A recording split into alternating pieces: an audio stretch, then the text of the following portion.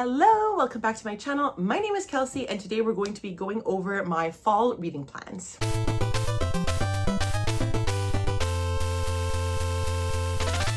So I kind of want to do this video quickly because my son didn't have his morning nap and I feel like we're running on thin ice here. But I did want to get a video out because I haven't posted in the last 2 weeks just because I've been on vacation with my family and I didn't pre-record, so sorry. My mom brain, she's not all there. I want to go over the vlogs you can expect for the fall season. Here are just a couple of ideas. I might not get to all of them. I do have some other ideas to slot in if I run out of time. More like less demanding vlogs. We'll get into the ideas that I have so far. So one of the main September vlogs I want to get out is reading the oldest books that I have on my TBR. This is not necessarily the year that they are published, but rather when I got them. And these books I got around the beginning of when I started watching BookTube. Not even when I started posting, which was 6 years ago, watching. So I feel like these are very, very, very old books. The first book I would really like to get to, and it's what kind of sparked this idea for me, is Vita Nostra by Marina and Sergei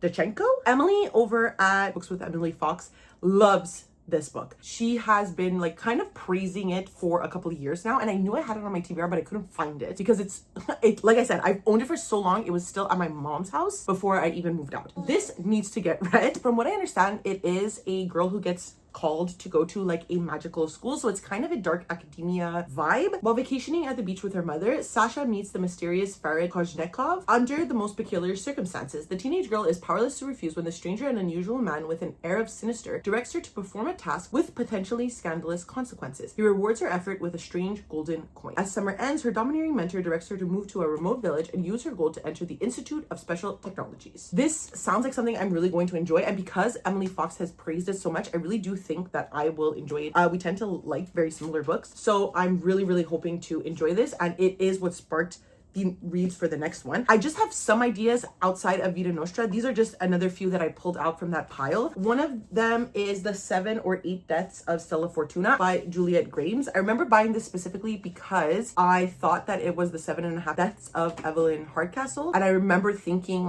oh, that's that book that everybody's talking about. It's not. It's another book, and it takes place in Italy from what I understand. When I was looking up interesting books that take place in Italy, I had some sort of video idea. This one came up and I knew that I had it, so I was like, okay, maybe this could be a book that I want. It's a sweeping family saga that follows 100 years of family secrets from Italy to America. That is also very intriguing to me as someone whose origins come from Italy. So for Stella Fortuna, death has always been a part of life. Stella's childhood is full of strange, life-threatening incidents, moments when ordinary situations like cooking eggplant or feeding the pigs take lethal turns. Even Stella's own mother is convinced that her daughter is cursed or haunted. And then this follows the family with Stella. Whoa, excuse me. I didn't realize I had to move this from you. I'll move it a little closer to me, I guess. So this is a family saga. It seems to have some sort of magical realism. I love both of those things, so I do think I'm going to enjoy this. Next, we have another book that I had heard about because I think it's a dystopian, Good Morning Midnight by Lily Brooks Dalton. This is a haunting and unforgettable story of two outsiders, a lonely scientist in the Arctic and an astronaut trying to return to Earth as they grapple with love, regret, and survival in a world. As Austin and Sully each face an uncertain future against forbidding yet beautiful landscapes, their stories gradually intertwine in a profound and unexpected conclusion. This sounds really good. It's very short, which is also why I think I can get it done for this vlog. And then lastly, a book that I never ever reached for, and I even forgot that I had because again, these books are so old on my TBR. This is The Chalkman by C.J. Tudor. In 1986, Eddie and his band of misfit friends are on the verge of adolescence. Bonded by mutual awkwardness and a yearning for excitement, they spend their days biking around their English village looking for an adventure. The Chalkmen are their secret code, little chalk stick figures they draw for each other as a hidden message, warning of bullies or signifying meeting spots. But one morning, Eddie finds a chalk man directing him into the nearby woods. He follows the message only to find the dismembered body of a teenage girl. That is the day when everything changes. Yeah, I would assume so. So this is a thriller giving It vibes, childhood innocence, solving a mystery. We'll see how it goes. I'm not the biggest thriller reader, but sometimes that bodes well for me because it means that I end up liking things that I wouldn't expect to just because I've never read thrillers. These are the books that I have an idea for reading for the oldest books on my TBR. So the next vlog I have in mind is coming about because I signed up for the Aardvark book club subscription. Have I read any of the books? No, absolutely not. So I want to do a vlog where I start to pick the books at random and at least utilize the book subscription for like what it's for and me spending money every month. I don't necessarily think I will get to all of them, obviously, but I do want to at least get to 4. Right now on my TBR, we have When the Wolf Comes Home by Nat Cassidy. This is like a werewolf novel that has to do with a young boy and the relationship he has with his father, I believe. Then we have Immaculate Conception by Ling Ling Wong. Enka meets Mathilde in an art school and is instantly drawn to her. Mathilde makes art that feels truly original, and Enka, trying hard to prove herself in this fiercely competitive world, pours everything into their friendship. But when Mathilde's fame and success causes her to begin to drift away, Enka becomes desperate to keep her close. I know Ling Ling Wong writes like sci-fi novels, so I'm interested to see how that would play a part, because right now it just sounds like an obsessed best friend thriller. We also have House of Beth. I recently hauled this in a vlog. It seems like a Rebecca Jane Eyre retelling. After a heart-wrenching breakup with her girlfriend and a shocking incident at her job, Cassie flees her life as an overworked assistant in New York for her hometown in New Jersey. There she reconnects with her high school best friend Eli, now a widowed father of 2. Their bond reignites, and within a few short months, Cassie is married to Eli, living in his house, homeschooling the kids, and getting to know the reserved neighbor Joan. This scene is very short, so I think I could get to it. It seems interesting to me. Then we have Hot Girls with Balls. This is a novel taking place in like a similar to us society about 2 trans women who join a men's pro indoor volleyball league. This is definitely going to be a discussion on trans rights, definitely a reflection of what's going on in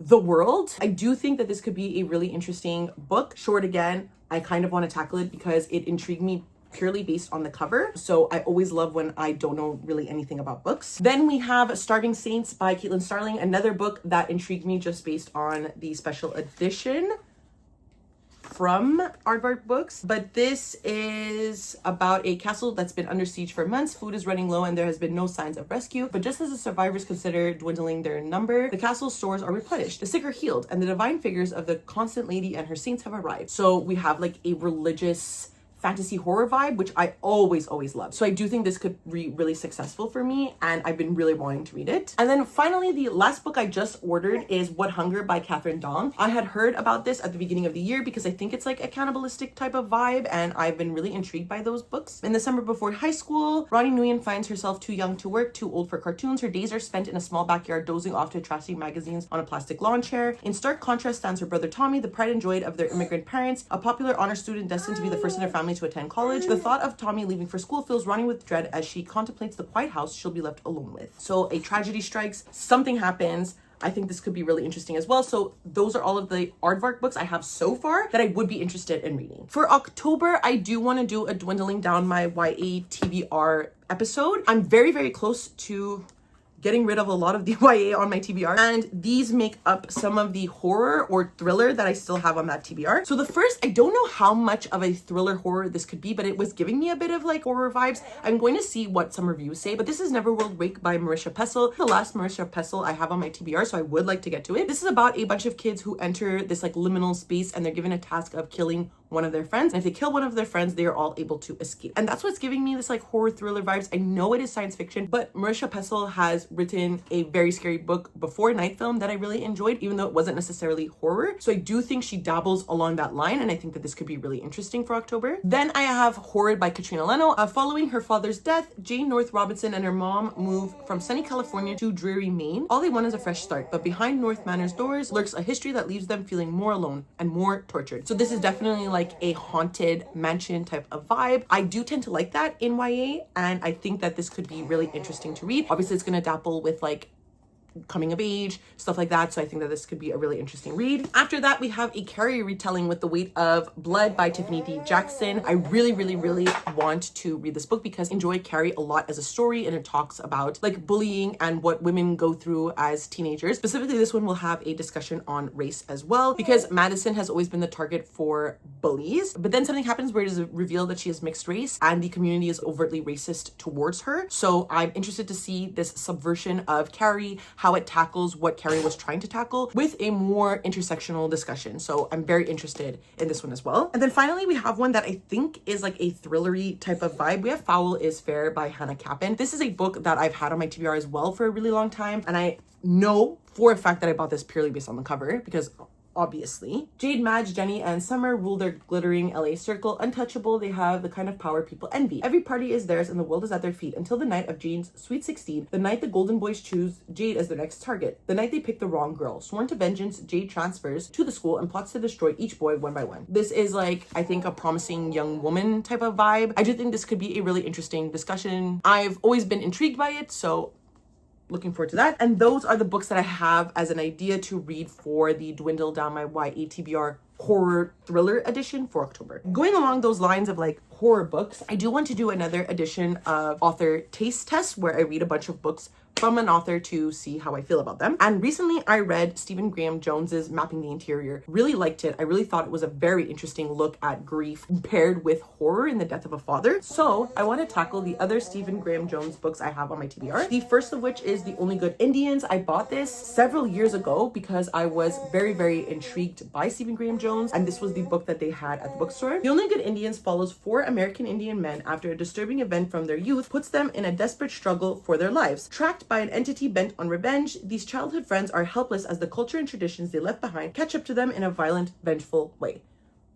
Sounds interesting to me. Then I have My Heart is a Chainsaw. This is one that is the most, I think, interesting to me because it's a slasher, I believe. So you won't find a more hardcore 80s horror fan than high school senior Jade Daniels. And you won't find a place less supportive of girls who wear torn t-shirts and too much eyeliner than Proof Rock. Nestled 8,000 feet up in the mountain of Idaho, right alongside Indian Lake. Home to both Camp Blood, a site of a massacre 50 years ago, as of this summer, Terra Nova, a second home celebrity Camelot being carved out of the national forest. That's not the only thing that's getting carved up though. This, Jade knows, is the start of a slasher. This sounds amazing. I love slashers. It's my favorite like horror form. And I've heard nothing but good things about this book, so very, very, very intrigued. And then recently I purchased the newest release from Stephen Graham Jones because I just think I'm gonna like him as an author. That's the point of the video as well. And this is The Buffalo Hunter Hunter, and it is, from what I understand, a vampire novel. So this chilling historical novel is set in the state of Montana following a Blackfeet Indian named Good Stab as he haunts the fields of the Blackfeet Nation looking for justice. It begins when a diary written in 1912 by a Lutheran pastor is discovered within a wall in 2012. What it unveils is a slow massacre, a nearly forgotten chains of events that goes back to 217 Blackfeet dead in the snow, told in the transcribed interviews with Good Stab, who shares the narrative of this particularly and unnaturally long life over a series of confessional visits. This is an American Indian revenge story. Sounds fantastic. So those are all of the Stephen Graham Jones books I have on my TBR, and I just really think I'm going to like him, so I hope that I do so I can continue with the other slasher books that he has. A vlog that will soon be coming up is the release for We Love You Bunny by Mona Awad. I am going to the release party here in Montreal because Mona Awad is a Montreal author, and I got this from Simon & Schuster, so thank you so much to them for providing me with an ARC copy so that hopefully I can get this vlog out relatively around the release. That's the goal anyways. I just want to say that farting noise, I believe, is my son knocking over books. Just an FYI, I would never fart in your presence. But in order to do so, I want to reread Bunny, which is the precursor to this book. So Bunny follows this scholarship student named Samantha as she enters this like writing MFA program. And in the program, there are a bunch of girls that refer to each other as Bunny, and they're sort of a clique. And they have these like soirees that are very mysterious to everyone. And then one night, Samantha receives an invitation to join the Bunny's soiree. And then We Love You Bunny is the follow-up to that follows Samantha in the future as a like renowned author, and the bunnies come and find her again. So I'm very excited for both of these. Obviously a new release from Mona Awad, I'm always very happy to read. And then really looking forward to rereading Bunny because I haven't read this one in a really long time and I want to tab it up. It's one of my, I consider it one of my favorite novels and I've never read it, so it's time. And then the last vlog that I would like to get to is reading some romantasy internet favorites because I don't see why I won't like romantasy, and I've dabbled in it. I've tried to dabble in it. I think I need to get to the classic ones, the ones that everybody loves, to see if I really like this genre. I don't see why I shouldn't like this genre because I love fantasy books and I love to yearn. So as long as the books yearn, I'll probably enjoy them. So the first classic one I want to get to is The Serpent and the Wings of Night by Carissa Broadbent. This is about the adopted human daughter of a night-born vampire king who carved her place in a world designed to kill her. Her only chance to become something more than prey is entering the Kajari, a legendary tournament held by the goddess of death herself. So this is the first in the series as well, and I've heard really good things about it, so I think I could possibly enjoy this. Then after that, we have a book that I don't think I'm going to like, but I'm very intrigued by it, and that is Guild by Raven Kennedy. This is a King King Midas retelling, and this follows a girl who gets taken in by King Midas and works as like his entertainer, but it's not their romance. I think she falls in love with someone else. Who knows? It intrigues me so much. Then, of course, we have Fourth Wing by Rebecca Yarros. I have seen the writing for this book, but I do love dragons.